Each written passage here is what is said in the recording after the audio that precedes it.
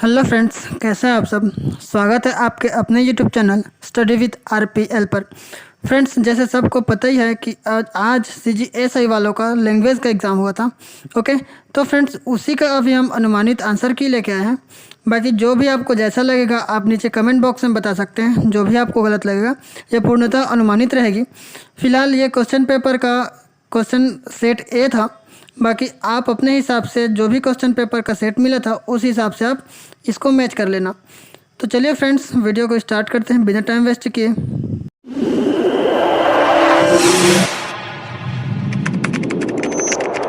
यहाँ आप देख पा रहे होंगे पार्ट 1 और पार्ट 2 में दो भागों में ये विभाजित था।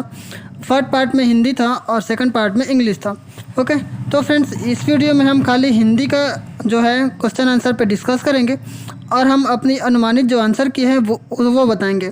ओके, तो फ्रेंड्स पहला क्वेश्चन आप देख पा रहे होंगे, बहुत दुख देना या ज़्यादा परेशान करना के लिए एक छत्तीसगढ़ी मुहावरा है। तो छाती ठोकना, तुतारी कोचना, छेरिया होना या छाती में दार दरना। तो फ्रेंड्स जब किसी को बहुत ज़्यादा दुख देते हैं या ज़्यादा ही परेशान कर देते हैं तो उसके लिए हम कौन सा मुहावरा यूज़ करते हैं, तो वो है ऑप्शन नंबर डी, छाती में दार दरना। ओके, नेक्स्ट आप देख पा रहे होंगे क्वेश्चन नंबर 2, कृदंत प्रत्यय किन शब्दों के साथ जोड़े जाते हैं। ऑप्शन ए है संज्ञा, ऑप्शन बी सर्वनाम, ऑप्शन सी विशेषण और ऑप्शन डी है क्रिया। तो फ्रेंड्स सबको पता ही होगा कि कृदंत प्रत्यय है वो किस में आती है, क्रिया में। इसीलिए इसका जो है ये ऑप्शन नंबर डी होगा सही जवाब। नेक्स्ट वन, रीतिरात्मक काव्यस्थ यह उक्ति किस आचार्य की है। तो फ्रेंड्स ये जो उक्ति है इसको बोला था किसने, ऑप्शन नंबर सी वामन ने। ओके, नेक्स्ट वन, रिजु का विलोम है। तो फ्रेंड्स रिजु मतलब क्या होता है, रिजु जैसे हम लोग बोलते हैं रिजु रेखा कोण, मतलब ये कि 180 डिग्री को हम क्या बोलते हैं, रिजु रेखा कोण। तो जाहिर सी बात है रिजु मतलब क्या, सीधा, तो इसका उल्टा होगा वक्र। ओके, मतलब मुड़ा हुआ। तो इसीलिए इसका सही जवाब होगा वो होगा ऑप्शन नंबर सी वक्र। पांचवा आप देख पा रहे होंगे, सूर्यकांत त्रिपाठी निराला की किस व्यंग प्रधान रचना कौन सी है। तो ऑप्शन आप देख पा रहे होंगे, सरोज स्मृति, राम की शक्ति पूजा, कुकुरमुत्ता और जूही की कली। तो फ्रेंड्स इसका सही जवाब होगा वो होगा ऑप्शन नंबर सी, कुकुरमुत्ता एक क्या था, व्यंग्यात्मक उनकी रचना थी। नेक्स्ट वन, निम्नलिखित में से अविकारी शब्द हैं।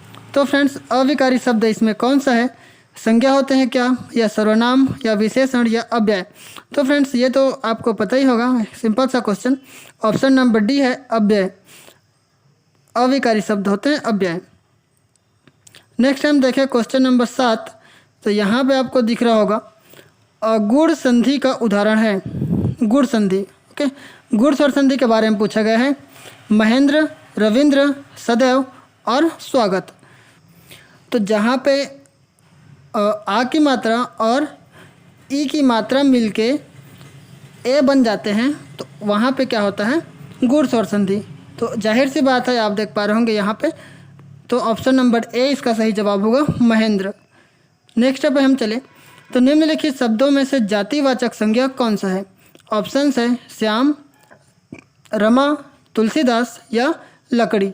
तो फ्रेंड्स यहाँ पे आप देख पा रहे होंगे ये श्याम है, रमा है और तुलसीदास है, ये जातिवाचक नहीं बल्कि एक विशिष्ट नाम है इनका, है ना।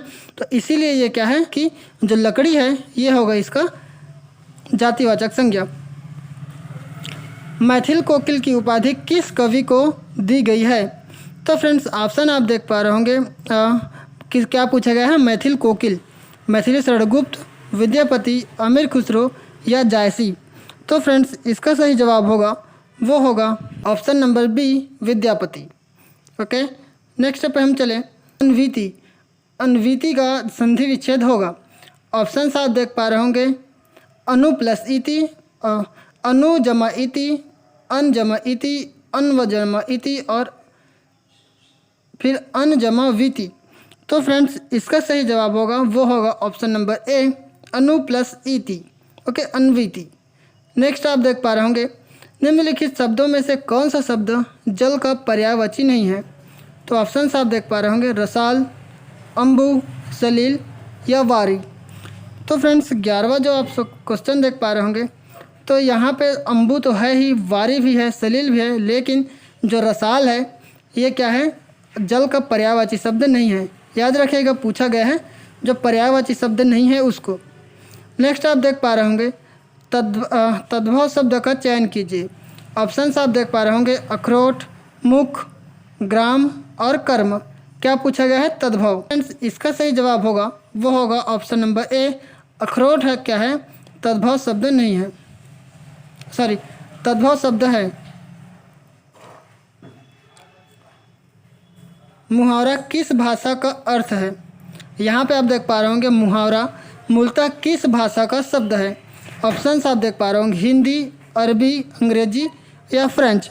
तो क्वेश्चन नंबर 13 है, ये जो मुहावरा है इसका जो मुहावरा है वो किस भाषा का शब्द है, तो वो है अरबी भाषा का, जो है उसकी उत्पत्ति अरबी भाषा से हुआ है। यहाँ आप देख पा रहे होंगे पुष्प का पर्यायवाची है शकुंत, प्रसून, अक्षी, तरिणी। तो फ्रेंड्स ऑप्शन नंबर आप देख पा रहे होंगे ऑप्शन नंबर बी पर्यायवाची है पूछा गया है, ठीक है। तो प्रसून हमारा क्या है, इसको पुष्प का पर्यायवाची माना जाता है। नेक्स्ट है आधा तीतर आधा बटेर का अर्थ है। यहाँ से आप देख पा रहे होंगे अनमेल योग, अधूरा ज्ञान, दोहरा लाभ या अशिक्षित होना। तो फ्रेंड्स यहाँ पे आप देख पा रहे होंगे सारे ऑप्शंस पूछा गया है क्या, आधा तीतर आधा बटेर। तो फ्रेंड्स यहाँ पे आप देख पा रहे होंगे जहाँ पे मतलब मेल नहीं हो पाता ठीक से, या फिर हम बोलें तो सही मिलान नहीं हो पाता, उसको क्या बोला जाता है, अनमेल योग, और उसी को हम बोलते हैं आधा तीतर आधा बटेर। नेक्स्ट वन, हिंदी को किस परिवार की भाषा माना जाता है। यहाँ आपसे देख पा रहे होंगे ऑप्शंस भारोपीय, द्रविड़, आग्नेय और चीनी तिब्बती। इसके बारे में मैंने बाकायदा डिटेल वीडियो भी बनाया था जिसमें भाषाओं का वर्गीकरण के बारे में मैंने बताया था। तो ऑप्शन नंबर आप देख पा रहे होंगे ए, भारोपीय। यहाँ पे जो हमारा हिंदी है वो है भारोपीय परिवार का भाषा है, ओके। रोला के प्रत्येक चरण में कितनी मात्राएं होती है, प्रत्येक चरण में, ठीक है। तो रोला के प्रत्येक चरण में 24 मात्राएं होती है, इसीलिए इसका जो है ऑप्शन नंबर डी होगा सही जवाब। नेक्स्ट हम चलें तो निम्नलिखित में से कौन सा शब्द अलंकार है, ओके। शब्द अलंकार मतलब क्या, जहाँ पे जिस अलंकार में शब्द के माध्यम से चमत्कार उत्पन्न हो उसको हम क्या बोलते हैं, शब्द अलंकार। तो क्या यमक है या उपमा है या उत्प्रेक्षा है या रूपक अलंकार है। तो फ्रेंड्स इसका सही जवाब होगा वो होगा यमक अलंकार, ओके। यमक अलंकार शब्द अलंकार का उदाहरण है। नेक्स्ट हम देखें तो 18 के बाद हम चलते हैं 19। यहाँ पे 19 आप देख पा रहे होंगे चतुर्भुज में कौन सा समास है, अव्ययी भाव, द्वंद्व समास, द्विगु समास या तत्पुरुष समास। तो यहाँ पे 19 नंबर आपको दिख रहा होगा। यहाँ पे हम देखें तो चतुर्भुज मतलब 4 भुजाओं वाला, तो यहाँ पे जाहिर सी बात है जिसके यहाँ पे संख्या हो जाए वहाँ पे क्या होगा, द्विगु समास। तो जाहिर सी बात है इसका ऑप्शन नंबर डी होगा। अर्थ के आधार पर वाक्य के कितने प्रकार होते हैं। तो फ्रेंड्स अर्थ के आकार पे जो क्या पूछा गया है, वाक्य। तो फ्रेंड्स वाक्य होते हैं 8 प्रकार के टोटल अर्थ के आधार पे, ओके। धातु या शब्द के अंत में जोड़े जाने वाले शब्दांश को हम क्या बोलते हैं, इसको बोलते हैं प्रत्यय। ये तो सिंपल सा क्वेश्चन सा है ना। नेक्स्ट हम चले, कंफ्यूज आप हो सकते हैं, प्रत्यय भी और अव्यय भी, है ना। तो बाकी आप बताना इसमें कौन सा आपको सही लगता है और किस हिसाब से आपको सही लगता है बता सकते हैं। अव्यय भी हो सकता है और प्रत्यय भी हो सकता है, ओके। नेक्स्ट हम चलते हैं क्वेश्चन नंबर 22। सार लेखन में मूल रचना का होता है। सार लेखन में मूल रचना का होता है लगभग आधा, 1/4, 1/3 या अत्यंत संक्षिप्त। यहाँ पे पूछा गया है सार लेखन के बारे में। तो जो है जब हम सार लिखते हैं तो उसको जाहिर सी बात है उसको 1/3 शब्दों में या फिर 1/3 जो है उसका मूल निकाल के हम व्यक्त करते हैं, तो उसी को क्या बोला जाता है, सार लेखन। तो इसका सही जवाब होगा ऑप्शन नंबर सी। 23 क्वेश्चन, वर्षा न होती तो फसल सूख जाती, वाक्य है इच्छावाचक, संकेतवाचक, विधिवाचक या निषेधवाचक। तो फ्रेंड्स यहाँ पे आप देख पा रहे होंगे क्वेश्चन नंबर 23 का ऑप्शन बी यहाँ पे बोला गया है तो संकेत वाचक है। वर्षा ना होती तो क्या हो जाता, फसल सूख जाता। कपटी मित्र किस मुहावरे का अर्थ है? आँख का तारा, आस्तीन का सांप, पीठ दिखाना या कीचड़ उछालना। तो फ्रेंड्स ये तो आना ही चाहिए आपको। इसका सही जवाब होगा ऑप्शन नंबर बी, आस्तीन का सांप। निम्नलिखित भाषाओं में से किस भाषा की लिपि देवनागरी नहीं है? मराठी, हिंदी, संस्कृत या पंजाबी। तो फ्रेंड्स 25 जो है पंजाबी, क्योंकि इसका जो लिपि होता है ये होता है खरोष्ठी लिपि। पंजाबी भाषा को हम खरोष्ठी लिपि में लिखते हैं, जबकि हिंदी, मराठी, संस्कृत हमारा देवनागरी लिपि में लिखा जाता है। नेक्स्ट आप देख पा रहे होंगे 26 नंबर, निम्नलिखित शब्दों में से सही वर्तनी का चयन कीजिए। सही वर्तनी, तो यहाँ पे हमें सही शब्द को छांटना रहेगा। क्या वो अनुप्रहित होता है या अनुग्रहित होता है या अनुग्रहित होता है या अनुगृहित होता है? तो फ्रेंड्स इसका सही जवाब होना चाहिए ऑप्शन नंबर बी, अनुगृहित। ओके, नेक्स्ट पे हम चले। भारतीय संविधान में हिंदी को राजभाषा के रूप में मान्यता कब दी गई? ऑप्शन आप देख पा रहे होंगे 14 सितंबर 1950, 14 सितंबर 1947, 14 सितंबर 1949, 10 जनवरी 1950। तो फ्रेंड्स ये भी आपको आना ही चाहिए था, जबकि इसमें बोला गया था हिंदी के बारे में। तो इसका सही जवाब होगा वो होगा ऑप्शन नंबर सी, 14 सितंबर 1949 को भारतीय संविधान में हिंदी भाषा को राजभाषा के रूप में मान्यता दे दी गई थी। नेक्स्ट है निम्नलिखित छत्तीसगढ़ी मुहावरे का हिंदी अर्थ बताइए। घिरी मिट की मारना। घिरी मिट की मारना मतलब जल्दबाजी करना या घड़े को पत्थर मारना, पलके ना झपकाना या आँख मटकाना। तो फ्रेंड्स इसका सही जवाब होगा ऑप्शन नंबर सी, पलके ना झपकाना। ओके, उपन्यास राग दरबारी के लेखक हैं। तो यहाँ पे ऑप्शन आप देख पा रहे होंगे प्रेमचंद, श्रीलाल शुक्ल, अज्ञेय या मुक्तिबोध। इसका सही जवाब है वो है श्रीलाल शुक्ल। यहाँ आप देख पा रहे होंगे क्रोध किस रस का स्थायी भाव है? रौद्र, वीर, विभत्स या करुण। तो फ्रेंड्स ये तो आपको पता ही होगा, जो वीर क्रोध रस है वो क्या होता है? रौद्र रस का स्थायी भाव होता है। संचारी भाव की संख्या क्या होती है? तो ऑप्शन आप 9, 10, 12 और 13। तो इसका सही जवाब होगा संचारी भाव की संख्या टोटल होती है 33। ओके, नेक्स्ट पे हम चले। भारतीय संविधान के किस अनुच्छेद में हिंदी के विकास के लिए निर्देशों की चर्चा की गई है? ऑप्शन आप देख पा रहे होंगे अनुच्छेद 346, अनुच्छेद 351, अनुच्छेद 343 और अनुच्छेद 349। तो फ्रेंड्स इसका सही जवाब होगा वो होगा ऑप्शन नंबर बी, अनुच्छेद 351 में हिंदी के विकास के लिए निर्देश दी गई है। नेक्स्ट वन, मैथिली शरण गुप्त किस युग के कवि हैं? भारतेंदु युग, द्विवेदी युग, छायावादी युग या प्रगतिवादी युग। तो फ्रेंड्स 33 जो क्वेश्चन है उसका होगा ऑप्शन नंबर बी, द्विवेदी युग के जो मैथिली शरण गुप्त जी है वो द्विवेदी युग के कवि थे। नेक्स्ट आप देख पा रहे होंगे ध्यान मग्न शब्द में कौन सा समास है? तो यहाँ पे आप देख पा रहे होंगे कर्म तत्पुरुष, संबंध तत्पुरुष, संप्रदाय तत्पुरुष या अधिकरण तत्पुरुष। यहाँ पे अगर हम इसका विच्छेद करें तो ध्यान में मग्न मतलब जाहिर सी बात है यहाँ पे क्या होगा? अधिकरण तत्पुरुष। इसीलिए इसका सही जवाब होगा 33 क्वेश्चन का ऑप्शन नंबर डी, अधिकरण तत्पुरुष। 35 क्वेश्चन, जैसा बोओगे वैसा काटोगे वाक्य है सरल वाक्य, मिश्र वाक्य, संयुक्त वाक्य या संदेहवाचक वाक्य। तो फ्रेंड्स ये जो है ऑप्शन नंबर बी आप देख पा रहे होंगे मिश्र वाक्य। जैसा बोओगे वैसा काटोगे, ये इसका सही जवाब होगा मिश्र वाक्य। ओके, नेक्स्ट आप देख पा रहे होंगे निम्नलिखित शब्दों में से सही वर्तनी है। तो यहाँ से आपको दिख रहा होगा ऑप्शन नंबर सी, उज्ज्वल। तो ये इसका सही जवाब होगा उज्ज्वल। निम्नलिखित शब्दों में से कौन सा शब्द अशुद्ध है? पूजनीय, अधिकार, निरोग या आशीर्वाद। तो यहाँ पे आप देखेंगे तो ऑप्शन नंबर ए पूज्यनी ये इसका होगा गलत, मतलब ये जो अशुद्ध है, इसीलिए इसका सही जवाब होगा वो होगा ऑप्शन नंबर ए। ओके, नेक्स्ट पे हम चले। निम्नलिखित रचनाओं में से कौन सी रचना तुलसी की नहीं है? ऑप्शंस आप देख पा रहे होंगे, विनय पत्रिका, श्री कृष्ण गीतावली, कवितावली या रामचंद्रिका। तो 38 आप देख पा रहे होंगे ऑप्शन नंबर डी रामचंद्रिका, ये जो है इसका रचना नहीं है। ओके, किसकी? तुलसीदास जी की। नेक्स्ट पे हम चले। निम्नलिखित शब्दों में से उपसर्ग युक्त शब्द बताइए।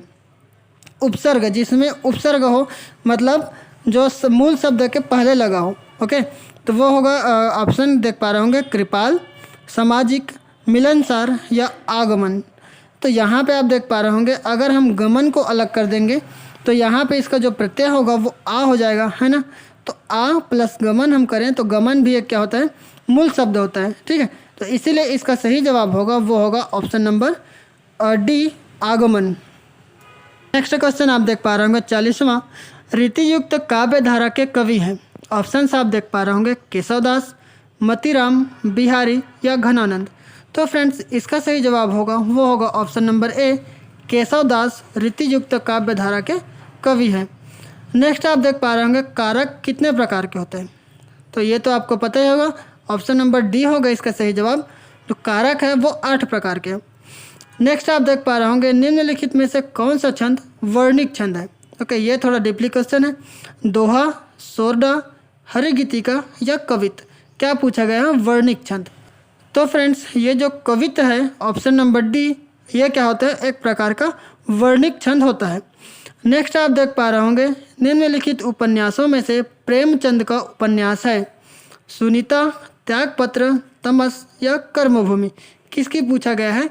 तो प्रेमचंद जी की यहाँ पे उपन्यास पूछा गया है। ऑप्शन नंबर डी आप देख पा रहे होंगे कर्मभूमि। तो इसका सही जवाब होगा वो होगा ऑप्शन नंबर डी कर्मभूमि। जो कर्मभूमि है ये प्रेमचंद जी का एक उपन्यास है। नेक्स्ट आप देख पा रहे होंगे कोयल का कंठ सबसे मधुरतम है। वाक्य में कौन सी अशुद्धि है?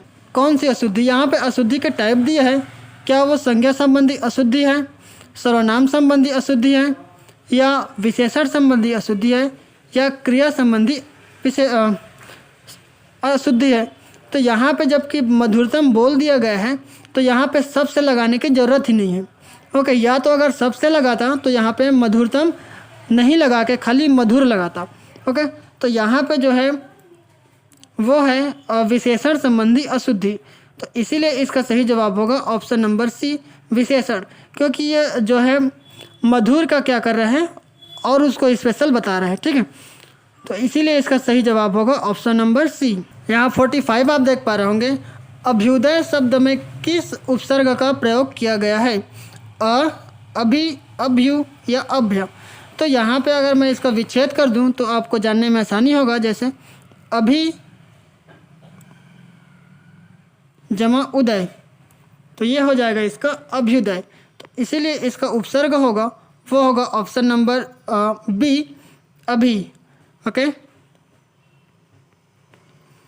नेक्स्ट आप देख पा रहे होंगे हिंदी वर्णमाला में ड़ और ढ ध्वनि को कहा जाता है लुंठित, पार्श्विक, उष्म या उच्छिप्त। तो ये जो होता है ये होता है ध्वनि के आधार पे हम देखें तो हम इसको बोलते हैं उच्छिप्त प्रकार का वर्णमाला।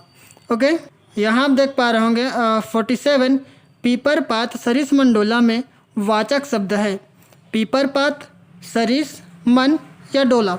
तो फ्रेंड्स 47 का हम देखें तो इसका जो है सरिस, ऑप्शन नंबर बी सरिस जो है इसका वाचक शब्द है। ओके, नेक्स्ट आप देख पा रहे होंगे छंद के संदर्भ में यति का अर्थ है। छंद के संबंध में यति का अर्थ है चरण, तुक, विराम या मात्रा। तो यहाँ यति का मतलब क्या होता है? छंद के संदर्भ में हम यति को देखें तो वो क्या करता है? विराम को शो करता है। ओके, तो इसीलिए इसका सही जवाब होगा ऑप्शन नंबर सी 48 का। ओके, 49 आप देख पा रहे होंगे हिंदी वर्णमाला में नासिक के ध्वनियाँ होती हैं प्रथम वर्ग की प्रत्येक वर्ग की प्रथम ध्वनि, प्रत्येक वर्ग की तृतीय ध्वनि या प्रत्येक वर्ग की पंचम ध्वनि या प्रत्येक वर्ग की चतुर्थ ध्वनि। तो यहाँ पे वर्ग वाइज बांटते हैं, है ना, वर्णमाला को। तो यहाँ पे प्रत्येक वर्ग की जो पंचम ध्वनि होती है वो क्या होती है, वर्णमाला में नासिक के ध्वनि होता है। ओके, इसीलिए इसका जो ऑप्शन नंबर सी है वो इसका सही जवाब होगा 49 क्वेश्चन का। नेक्स्ट हम देखें 50। तो यहाँ पे आप देख पा रहे होंगे तो यहाँ से आप देख पा रहे होंगे 50 नंबर क्वेश्चन, पेड़ से फल गिरा इस वाक्य में किस कारक की विभक्ति है। तो यहाँ पे पेड़ से फल अलग हो रहा है, तो इसीलिए इसका सही जवाब होगा यहाँ पे अपादान कारक का उपयोग किया गया है। तो ऑप्शन नंबर डी होगा सही जवाब। चरण कमल बंदाओं हरि राई, चरण कमल बंदाओं हरि राई पंक्ति में कौन सा अलंकार है। तो यहाँ पे जो आप देख पा रहे होंगे ऑप्शन नंबर सी, रूपक अलंकार इसका सही जवाब होगा। ओके, सूर्य कौन सा शब्द है, देशज, विदेशज, तत्सम या तद्भव। तो फ्रेंड्स इसका सही जवाब होगा वो होगा तत्सम। ऑप्शन नंबर सी आप देख पा रहे होंगे तत्सम। नेक्स्ट हम देखें तो वाक्यम रसात्मकम काव्यम यह परिभाषा दी गई है भामह द्वारा, विश्वनाथ द्वारा, मम्मट द्वारा या अभिनव गुप्त द्वारा। तो फ्रेंड्स इसका सही जवाब होगा वो होगा ऑप्शन नंबर बी, विश्वनाथ द्वारा इसको दिया गया है वाक्यम रसात्मकम वाक्यम। ओके, नेक्स्ट आप देख पा रहे होंगे निम्नलिखित में से कौन सी रचना महाकाव्य है। तो फ्रेंड्स एक ही आप देख पा रहे होंगे साकेत महाकाव्य, तो इसीलिए इसका सही जवाब होगा ऑप्शन नंबर ए, साकेत होगा एक महाकाव्य। अब हम देखें 55 क्वेश्चन पे, तो द्वंद्व समास का उदाहरण है रामकृष्ण, यथाशक्ति, शोकाकुल, नवरस। तो फ्रेंड्स या द्वंद्व समास में क्या होता है, दोनों पद प्रधान होते हैं। तो यहाँ पे आप देख पा रहे होंगे राम और कृष्ण, इसीलिए इसका सही जवाब होगा राम कृष्ण, ऑप्शन नंबर ए। निम्नलिखित में से छत्तीसगढ़ी मुहावरे का सही हिंदी अर्थ बताइए। तो यहाँ से आप देख पा रहे होंगे आकाश माँ गोडू मढ़ाना, मतलब ज़्यादा झूठ बोलना, अत्यधिक उत्साहित होना, आकाश की सैर करना या बड़ी बड़ी बातें करना। तो यहाँ पे जो इसका सही जवाब होगा आकाश माँ गोडू मढ़ाना मतलब अत्यधिक उत्साहित होना, ऑप्शन नंबर बी इस क्वेश्चन का सही जवाब होगा। ऐसे ही आप देख पा रहे होंगे कवि शब्द का स्त्रीलिंग होगा। तो यहाँ पे ऑप्शन नंबर बी आप देख पा रहे होंगे कवयित्री, इसका सही जवाब होगा 57 का, ऑप्शन नंबर बी। नेक्स्ट पे हम चलें, सुक्ति का सही संधि विच्छेद होगा। तो यहाँ पे आप देख पा रहे होंगे ऑप्शन नंबर सी, सु जमा उक्ति। तो यहाँ पे इसका छोटा ऊ और इसका छोटा ऊ मिलके बड़ा ऊ हो गया, तो इसीलिए इसका सही जवाब ऑप्शन नंबर सी होगा। नेक्स्ट हम देखें कोई कौन सा सर्वनाम है। तो यहाँ पे कोई मतलब कोई निश्चित ही नहीं है, है ना, कौन है ना कौन है, इसीलिए इसका सही जवाब होगा ऑप्शन नंबर बी अनिश्चयवाचक। अब क्वेश्चन नंबर 60 आप देख पा रहे होंगे हिंदी वर्णमाला में अर्धस्वर किन वर्णों को कहा जाता है। अर्धस्वर छोटा ई या छोटा ऊ, य एवं व, स यह, स या स। तो फ्रेंड्स इसका सही जवाब होगा वो होगा option number A, option number B, य और व को हम क्या बोलते हैं, अर्धस्वर बोलते हैं। ऐसे ही आप नेक्स्ट देख पा रहे होंगे 61 क्वेश्चन। तो निम्नलिखित शब्दों में से विसर्ग संधि युक्त शब्द बताइए। विद्यालय, जगन्नाथ, राकेश या निर्जन। तो फ्रेंड्स इसमें पूछा गया क्या, जो जिसमें विसर्ग संधि हो। तो यहाँ पे निर्जन आप देख पा रहे होंगे, तो इसको हम विच्छेद करेंगे तो निह जमा जन होता है ना, तो इसीलिए इसका सही जवाब होगा निर्जन। Okay, option number D. Next पे हम चलें तो अर्थ का विलोम होगा। ओके, अर्थ का विलोम होगा। ऑप्शन आप देख पा रहे होंगे अनथ, इति, भीति या विनथ। तो फ्रेंड्स 62 क्वेश्चन का होगा वो होगा इति। अर्थ का मतलब क्या होता है, प्रारंभ, और इति का मतलब होता है अंत, तो इसीलिए इसका सही जवाब होगा ऑप्शन नंबर बी। नेक्स्ट आप देख पा रहे होंगे कबीर को वाणी का डिटेक्टर किसने कहा है। हजारी प्रसाद द्विवेदी, महावीर प्रसाद द्विवेदी, रामचंद्र शुक्ल या नगेंद्र। तो फ्रेंड्स इसका सही जवाब है वो है ऑप्शन नंबर ए, हजारी प्रसाद द्विवेदी जी ने कबीर दास को वाणी का डिटेक्टर कहा था। ठीक है, तो फ्रेंड्स यहाँ से जो है 63 क्वेश्चंस आपको हिंदी और छत्तीसगढ़ी के दिखे हैं। ओके, बाकी अब आपको इधर से दिखेगा वो होगा इंग्लिश का। ओके, तो इसका हम नेक्स्ट पार्ट में करा देंगे। बाकी आप चैनल पर नए हैं तो प्लीज़ चैनल को सब्सक्राइब करके बेल आइकन प्रेस कर लीजिएगा। चलिए मिलते हैं फिर ऐसे ही अगले वीडियो में। तब तक सीखते रहेगा, सिखाते रहेगा। जय हिंद, जय भारत, वंदे मातरम।